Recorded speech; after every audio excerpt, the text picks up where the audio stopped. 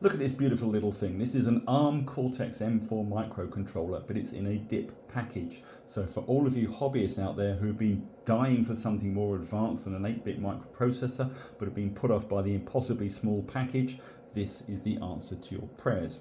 Welcome back to Bramble Laboratories, where I've been playing with this part, the MAX32625PICO. This is the board as it comes. And we can see that we have a row of header pins that go right to the outside of the board, so you can just solder this onto a PCB just like you would with a normal surface mount component. Or you can see what I've done on this side of the board. You can put in a 0.1 inch matrix header pin, solder those onto the little pads, and you've created yourself a dual inline package, which is what I've got here. Now, for those of you who are familiar with the Eclipse-based IDE, that's the free of charge integrated development environment, I've just written an article on how to program these devices using Eclipse, and it's available under the link below. Because Eclipse is free of charge, you can get going with this device at no cost. Now, this is a little application I've written.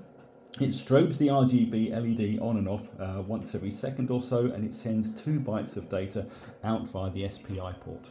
And we can see the SPI port exercising there. There's our 2 bytes of data. It's also got another SPI port on it. It's got an I2C port. It's got a couple of UARTs. It also prints something via the USB port, and this is invaluable when it comes to debugging the code and working out what's going on inside the microcontroller. So there's a little print function there saying hello Pico. That's going up the USB port and onto a terminal program. Now, for the technical people, it's got the MAX32625 microcontroller. That's an ultra-low power 32-bit ARM Cortex-M4 processor.